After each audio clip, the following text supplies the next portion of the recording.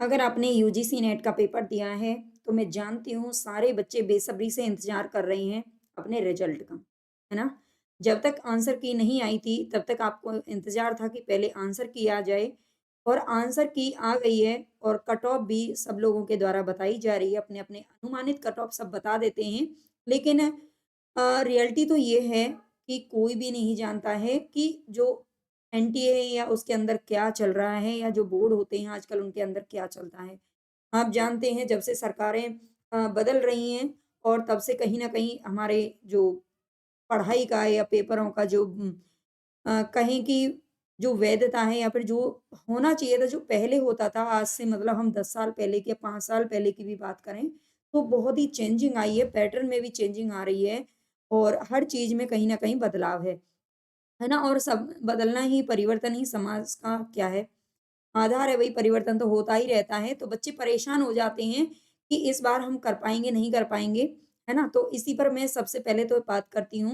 अगर आप रिज़ल्ट का इंतज़ार कर रहे हो, तो मैं पहले आपको बताऊँगी कि आपका रिज़ल्ट कब तक आने की संभावना है। तो मैं थोड़ा-सा इस स्टेप्स के ज़रिए आपको एक चीज़ ब समझा देती हूँ यहाँ पर, आसानी से समझ में आ जाएगा।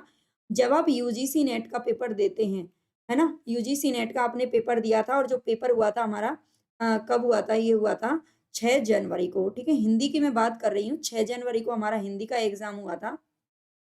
हिंदी का एग्ज़ाम हुआ था, लेकिन केवल हिंदी का थोड़े था। इसके बाद में 7 जनवरी को हमारा लास्ट एग्ज़ाम था, ठीक है? लास्ट एग्ज़ाम हमारा कब हुआ था? तो 7 जनवरी को हुआ था, यानी कि हिंदी भी हमारा लास्ट में ही था, ये समझ लीजिए। तो 4 स्टेप्स में आपका रिज़ल्ट मिलता है। आपका पेपर हो गया, इसके बाद में आपको प्रोविज़नल आंसर की मिलती है, जो कि आपको 14 जनवरी को मिल चुकी है। ठीक है, 14 जनवरी को आपको ये जो की है वो आउट हो चुकी है, आप सभी जानते हैं और बहुत सारे बच्चे ऐसे हैं मैं देखिए थोड़ा-सा आपको बाद में एक यूजीसी नेट मेंटर या फिर आपकी जो है थोड़ा-सा बताने की कोशिश करूँगी कि आप इस चीज़ से कैसे बाहर निकल सकते हो जिसमें आप इतना ज़्यादा परेशान हो रहे हो, घबरा रहे हो।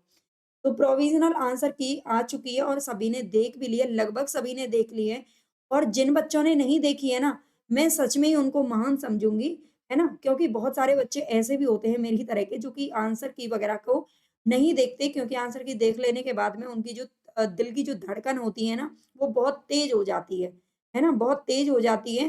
क्यों? क्योंकि देखिए पेपर तो आपका हो गया भई, है ना? पेपर तो आपका हो चुका है, अब आपका पेपर क्वालीफाई होगा या नहीं होगा, इसके बारे में ज़्यादा सोचने से कुछ होने वाला नहीं है। पेपर आप दे ही चुके हो, है ना? ये बात मेरी ज़रूर आपको कड़वी लग सकती है, लेकिन आप बताना मुझे क्योंकि मैंने जहाँ तक देखा है कुछ कमेंट्स के ज़रिए, मुझे लगता है बच्चे ज़्यादा परेशान हैं, बहुत ज़्यादा पेन में रहते हैं। अरे! इतना तो आपने पेपर करने में, तैयारी करने में इतनी घबराहट नहीं हुई होगी, जितना आप आंसर की को देकर के घबरा जाते हो।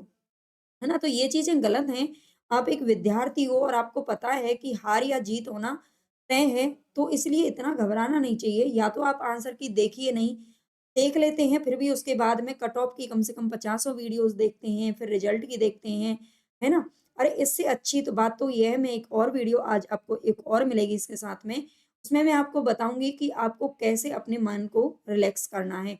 तो 14 जनवरी को आप जानते हैं, आउट हो चुकी है और आपने देख भी ली होगी। इसके बाद में आती है ऑफ़िशियल आंसर की, है ना? क्यों? क्योंकि इसमें के बाद में क्लेम वग़ैरह किया जाता है।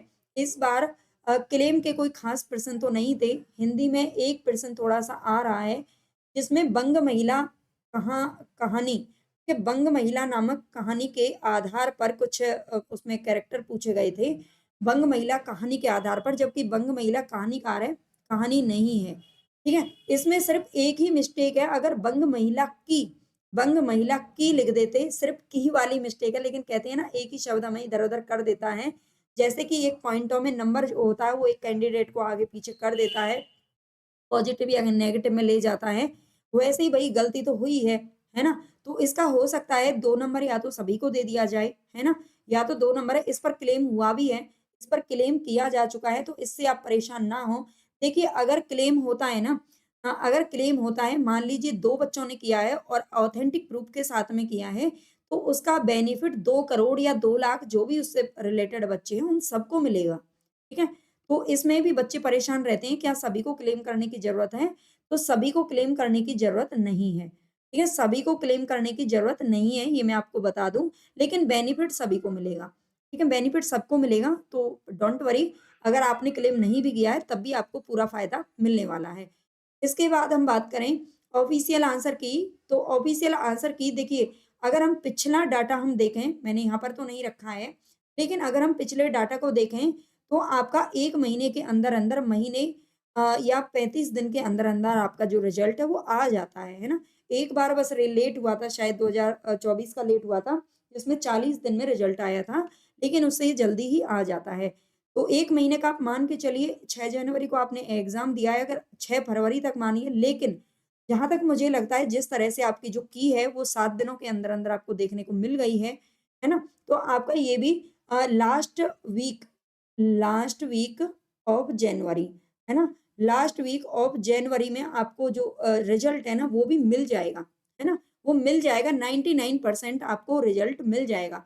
ऑफ़िशियल आंसर की आएगी आपकी, एक ही दिन में आता है ये तीनों चीज़ें, और रिज़ल्ट भी उसी दिन आता है और कट ऑफ भी उसी दिन आती है। कट ऑफ के जो मार्क्स रहेंगे वो भी आपके उसी दिन आएँगे, तो सेम डेट पर ये तीनों चीज़ें आती हैं, ठीक है? हाँ, इनका थोड़ा टाइमिंग अलग-अलग हो सकता है, पहले ऑफ़िशियल आंसर की दे देते हैं, फिर कट ऑफ दे देते हैं, फिर रिज़ल्ट दे देते हैं, है ना? अपनी वेबसाइट को ज़्यादा मतलब बर्डन ना डालने के लिए, बस ऐसा होता है। तो सेम डेट पर ये तीनों चीज़ें आ जाएँगी और ये आपका लास्ट वीक तक आ जाएगी, इसलिए परेशान मत होइए, और मैं आपको यही सुझाव दूँगी, है ना?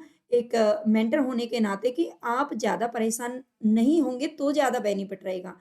अरे, आपके पास और भी ऐसा नहीं है कि आप केवल नेट का ही एग्ज़ाम दिए होंगे, आप और भी आपने फॉर्म वगैरह डाल रखे होंगे, जीआईसी का भी एग्ज़ाम आ रहा है ना? तो कम से कम उसकी तैयारी कीजिए। ऐसा ना हो कि इसके चक्कर में वो भी आप बिगाड़ बैठो, है ना? वो भी आप बिगाड़ बैठो, है ना? अब मैं आपको बताती हूँ कि मैंने भी बहुत सारे एग्ज़ाम दिए हैं, और जब मैं एग्ज़ाम देने जाती थी ना, तो मैं सीधा रिज़ल्ट ही देखती थी।